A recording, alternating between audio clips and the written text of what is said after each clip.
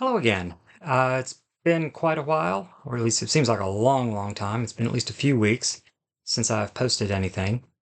But, for those who are interested, at the end of the video, I'll explain my absence for the last 3 or 4 weeks. But today's video is an adventure in reading. Um, I have with me A Gentleman in Moscow by Amor Towles, the March selection for the Hatter Bookshop book club, and just wanted to give it a review and really give a few thoughts about how I felt about the book. First off, it was an excellent book. Uh, the moderator of the book club always asks us to give it a review, 1 to 5 stars. In the meeting, which was a couple 3 weeks ago, I gave it 4 stars, but really I need to upgrade it, probably more like 4.5. It's not the best book I've ever read, but it's probably the best book I've read in over a year. Um, and it's in a lot of ways a small story, um, predominantly about one character in one, by and large, one very small confined space. Um, this review and my discussion of this book will be pretty much spoiler free. There'll be a few details I give you, but they're the kind of details you probably get by looking at the back of the book and just even just skimming the first chapter. But first off, just brief summary of the setting. The book begins in 1922, and we find Count Alexander Rostov on trial before a people's tribunal in the new Soviet Union, June of 1922. And they're going to decide what needs to be done with him. And for those tribunals, that could very easily be putting him up against a wall and shooting him. But the Count has something going for him. As he says himself in that first introductory chapter, a revolutionary poem that many called a call to arms to change the system just before the First World War has been ascribed to him. And that poem is really what saves his life, because the Count is also an unrepentant aristocrat. And aristocrats, shall we say, were not highly praised or valued in the early Soviet Union. But he barely wins his life. But as a compromise, he is placed under house arrest, where he's been living for the last 4 years, and that is the Metropole Hotel, just around the corner from the Kremlin and right across from the Bolshoi Ballet. And it's a very nice hotel, an international hotel, probably the finest hotel in Moscow.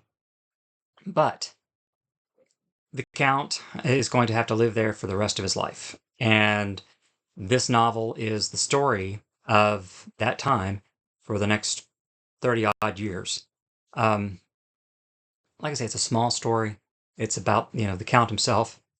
And a lot of the book is about him finding purpose in his life. Even though his freedom is so restricted. And it's a book about figuring out what's important, figuring out what to live for and how to live. And the Count has his ups and downs, particularly early on. You can tell that he's getting claustrophobic, even though this is a place that he loves. He's lived there for 4 years prior to the beginning of the story. You can tell the walls are closing in on him. He's feeling restrained, constrained. But through friendships he has built with staff, with other people, he learns to find purpose in it. And in fact, as I was reading through it, I was reminded of the passage in Shakespeare, Hamlet, Act 2, Scene 2. If you'll indulge me, I want to read just a few lines, because it certainly reminded me of the Count's situation. And this is the scene where Rosencrantz and Guildenstern have come to visit Hamlet, to cheer him up and to find out for the king and queen what's going on with Hamlet. Why is he acting so strangely? And we'll begin with this famous line. Denmark's a prison. Then is the world one? A goodly one in which there are many confines, wards, and dungeons, Denmark being one of the worst. We think it not so, my lord. Why then 'tis none to you, for there is nothing either good or bad, but thinking makes it so. To me it is a prison. Why then your ambition makes it one. 'Tis too narrow for your mind. O God, I would be bounded in a nutshell, and count myself a king of infinite space, were it not for that I have bad dreams.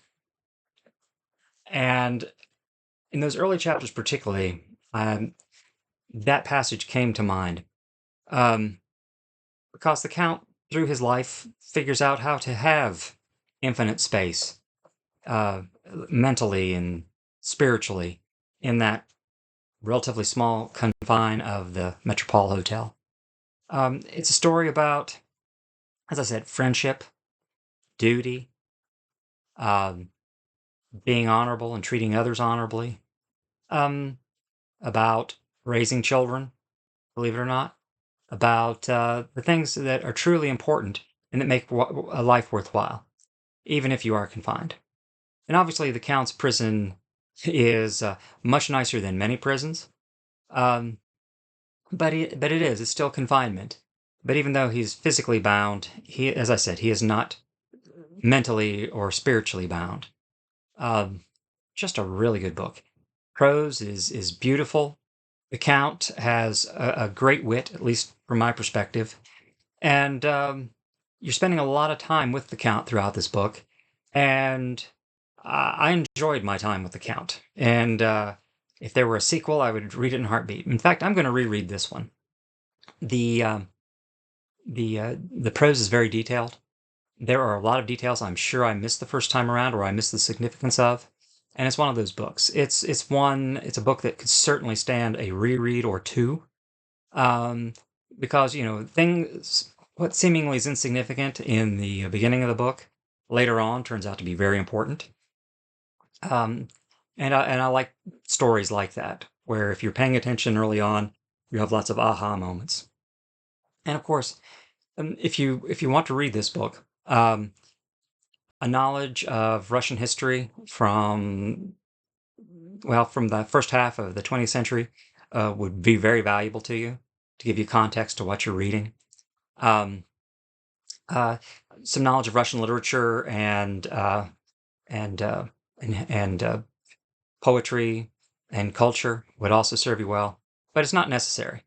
Um, I think one of the common things that came out in the book club discussion was that oftentimes people were reaching for dictionaries or other sources, kind of learn as we went along, and I did that too.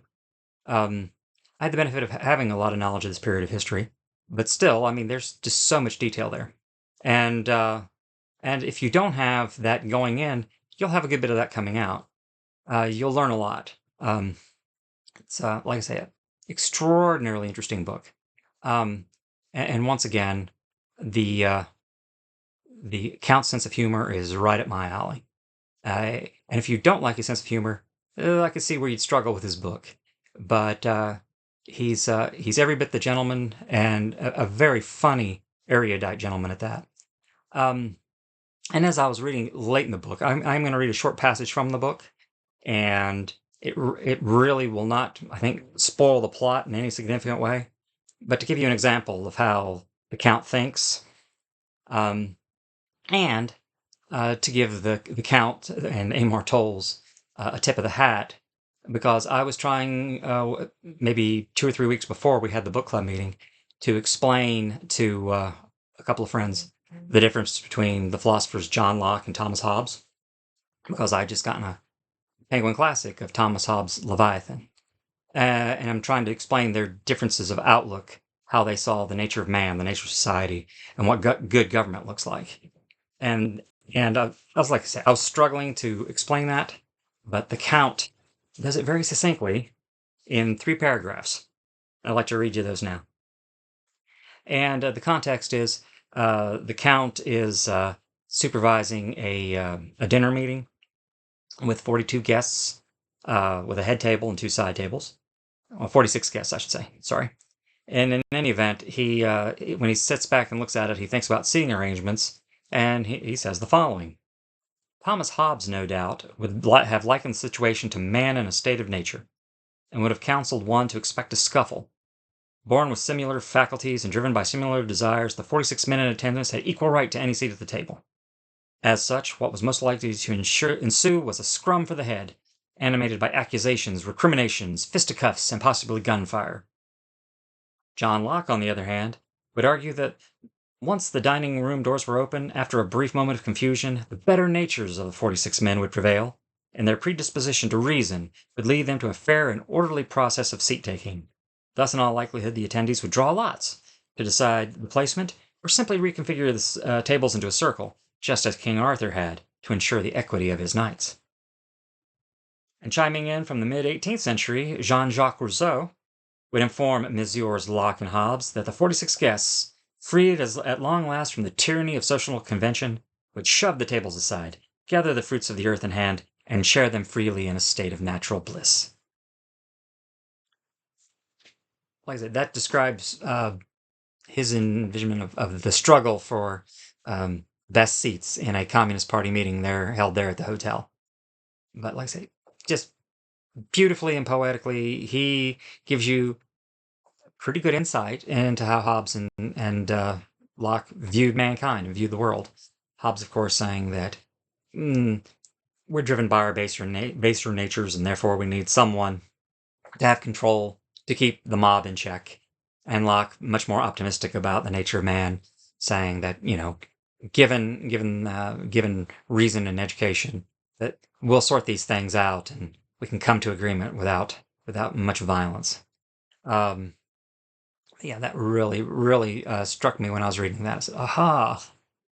But the two people I was talking to about that were also in the book club, so they got to read the same passage. We all had that aha moment. Those are pretty much my thoughts on the book without going into a lot of spoilers. Now, well, just one last comment. At the book club, a question was asked, would you want to be friends with the Count? Would you want to really spend time with the Count if you could? A couple of people said no, thank you, but some others, oh yes, I would love to be the Count's friend. You could learn a lot from the Count, and the Count is a good host, and I think a thoroughly good and decent man. But with that, I'll conclude the review part. Just give some general discussion from here about the real enjoyment I've gotten from being part of a formal book club. I've had buddy reads before. Back when I was in school, we didn't call them buddy reads, but my friends and I would read books in common all the time. Excuse me, toss back ideas about what we thought about the books. Critiques or things. Oh, that was really good. And then over the last couple of years, I've had a reading partner who I read many books with.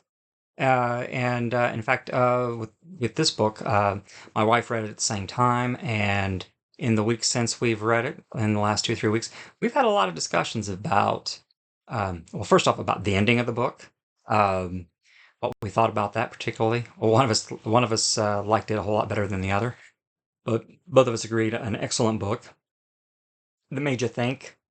And that's the wonderful thing about those kind of collaborative reading projects. Reading a book is great. Reading a book along with somebody else and sharing those ideas is that much better. And I would encourage any of you who can do that to do that. And I want to try and find more opportunities to do that. And before I depart too long, this coming Saturday, the book club will meet again, and the book we're reading, and I'm almost done, is The Poppy War by R.F. Kuang. I think I'm saying that right? Kuang? If I'm not, I apologize. But an interesting read so far. Much different read than A Gentleman in Moscow, both in tone and setting. But a pretty good read nonetheless. Looking forward to the discussion on that. And if you're local, 4 p.m. This coming Saturday, I believe that's April 19th. at the Hatter Bookshop will be that meeting. Anybody's welcome to come. Of course, you don't have a whole lot of time now to read The Poppy War. You've only got a few days, but in case you've already read it, or you'll have that chance, come and join. And now that we're at the end, an explanation about my absence these last several weeks. I suffer from attacks of pancreatitis periodically, and I had a pretty bad attack about 3 weeks ago, and it laid me up for about a week. And the lingering effects lasted a little longer than that. Pretty much recovered now, feeling much better, and hope to get back to more reading and more book hunting. And in fact, I plan on doing a hunt in the next couple of days, and I'm going to try something different for the video about this next hunt. But thank you for your time and attention, especially if you've hung around to the end. And I wish you well and good book hunting, and I'll talk to you again soon. Thank you.